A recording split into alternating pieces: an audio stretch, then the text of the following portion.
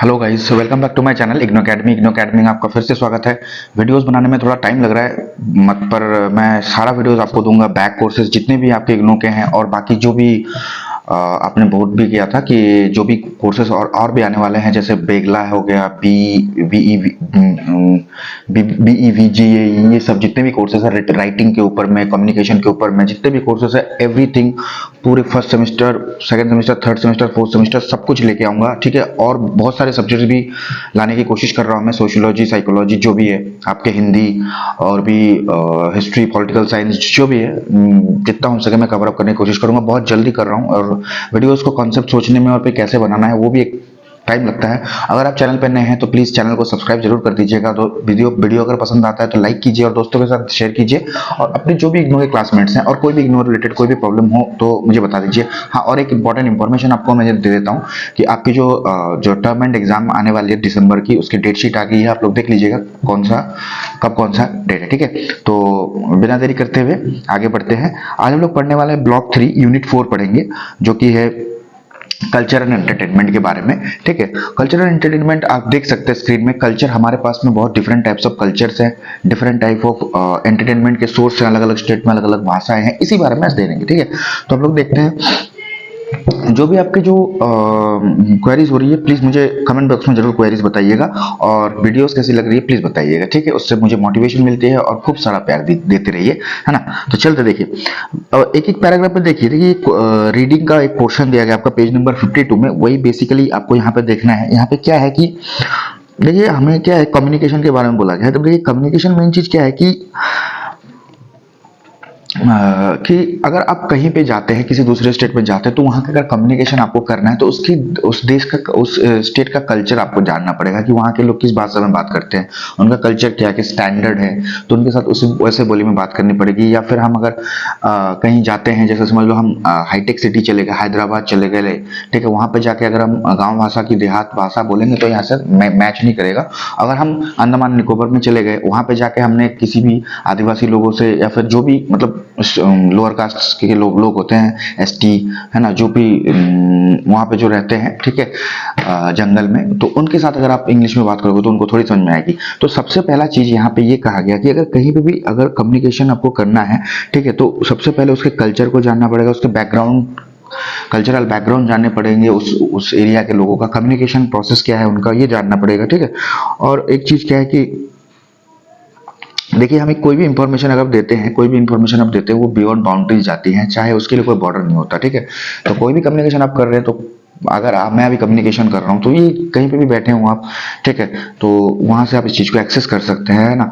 ये समझ में आ रहा है कि मैं कहीं से भी बोलूँ, तो इसमें कोई बैरियर नहीं होता, कम्युनिकेशन में कोई बाउंड्रीज नहीं होती। ठीक है, सेकंड पैराग्राफ में बोला कि देखो, ग्लोबलाइजेशन आने के बाद में जो वर्ल्ड है काफी मतलब क्लोज हो चुका है, एक दूसरे से लोग बहुत अच्छे से मिल गए। ग्लोबलाइजेशन मतलब क्या, चेंजेस, रैपिड इंडस्ट्रियलाइजेशन, ठीक है, जैसे मोबाइल्स आ गए, इंटरनेट्स आ गए, ईमेल्स आ गए, तो इससे क्या है, पता चलता है कि हम लोग एक दूसरे से बहुत ही जल्दी कनेक्टेड हो रहे हैं और बहुत ही चीजों को सीख रहे हैं। आज पहले क्या होता था, पहले के जमाने मोबाइल नहीं था, अगर आपको स्पेनिश सीखना तो कहीं ट्यूशन लेनी पड़ती थी, कोचिंग लेनी पड़ती थी। आजकल ग्लोबलाइजेशन के आते ही जो कि स्पेनिश वगैरह जो भी है आप मोबाइल में भी सीख सकते हैं ना।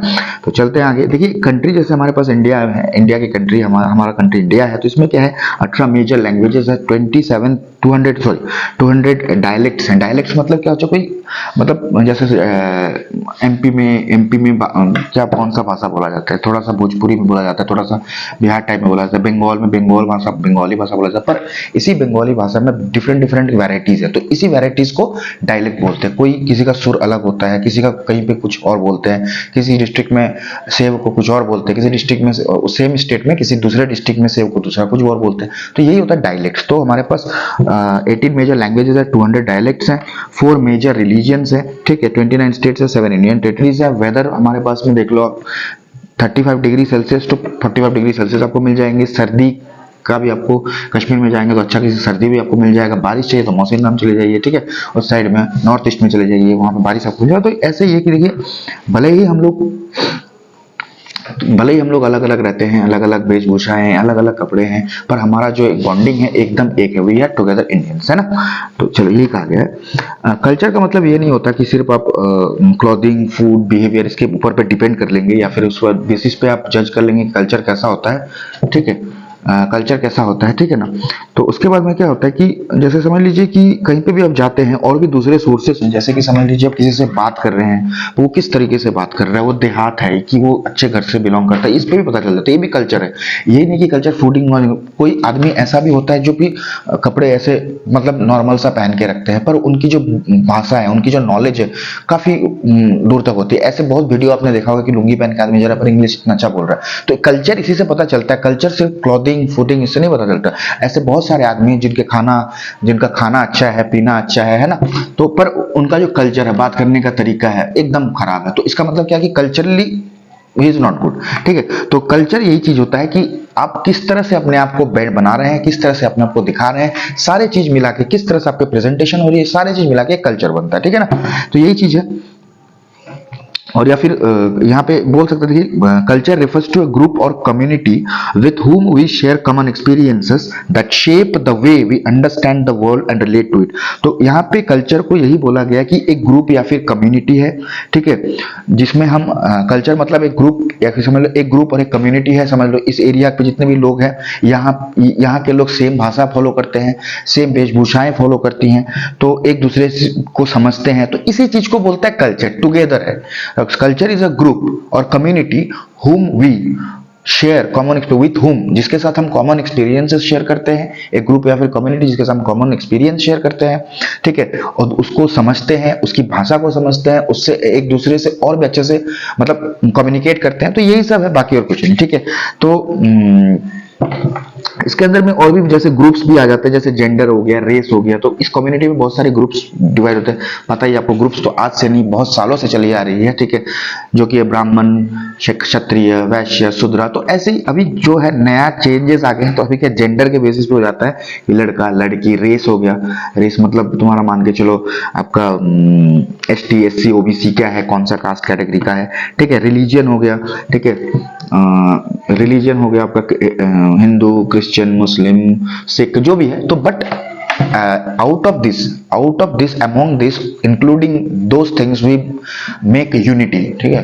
out of this including all those things we make unity, that is called national origin, that is called national origin। national origin क्या है कि ये सारे मिला के हम इकट्ठा हैं, भले ही हमारा कास्ट अलग हो।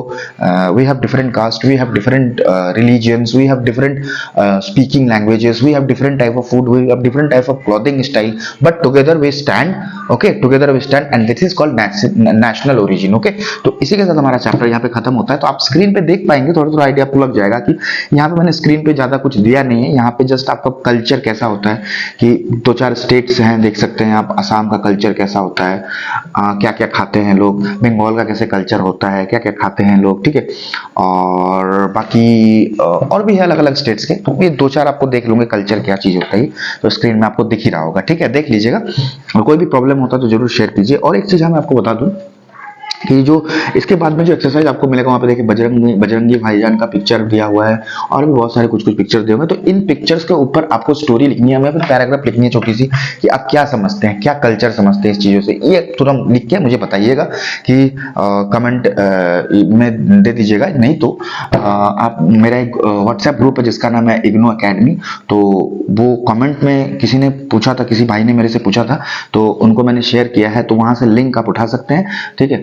तो उस लिंक में जाके आप ज्वाइन करिए चैनल को। वहां पे प्रैक्टिस सेट्स में दे दूंगा आपको, कैसे क्वेश्चंस आने वाले बता दूंगा, और जो भी है फेस टू फेस अपन वहां पे डिस्कशन करते रहेंगे, ठीक है। तो चलते हैं, मिलते हैं अगले पार्ट में, अगले वीडियो के पार्ट में, ठीक है। BGC के नेक्स्ट एपिसोड तो नहीं बोल ही सकता, नेक्स्ट चैप्टर में मिलते हैं। हाँ, और एक चीज है कि मैंने जैसे पहले बोला आपको कि और भी वीडियोस आ रहे हैं, तो डरने की बिल्कुल बात नहीं है। थोड़ा टाइम लग रहा है, अकेला बंदा हूँ यार, एक काम करता हूँ सारा दिन ऑफिस मतलब जो भी होता है, जो भी अपना जो भी है काम करने के बाद में, फिर आने के बाद में आपके लिए वीडियो सोचना पड़ता है, कैसे प्रेजेंटेशन होना पड़ता है, और कैमरा के सामने इतना बोलना, मतलब एक घबराहट सी होती है। आप लोग तो काफी एडुकेटेड हो, सब लोग अच्छे से पढ़ाई कर रही है, ठीक है। और सपोर्ट के लिए मैं हूं, मैं खुद इग्नो से MA कर रखा हूं, विद 62% BEd भी कर रखा है मैंने, और पढ़ाना मेरी हॉबी है। तो डोंट वरी, ठीक है। मैं खुद एक मतलब कोशिश कर रहा हूँ कि एक अच्छा सा प्लेटफॉर्म आपको प्रोवाइड कर सकूं, जिसके थ्रू से क्या हो, जितने भी बच्चे हैं जो ट्यूशन कोचिंग या फिर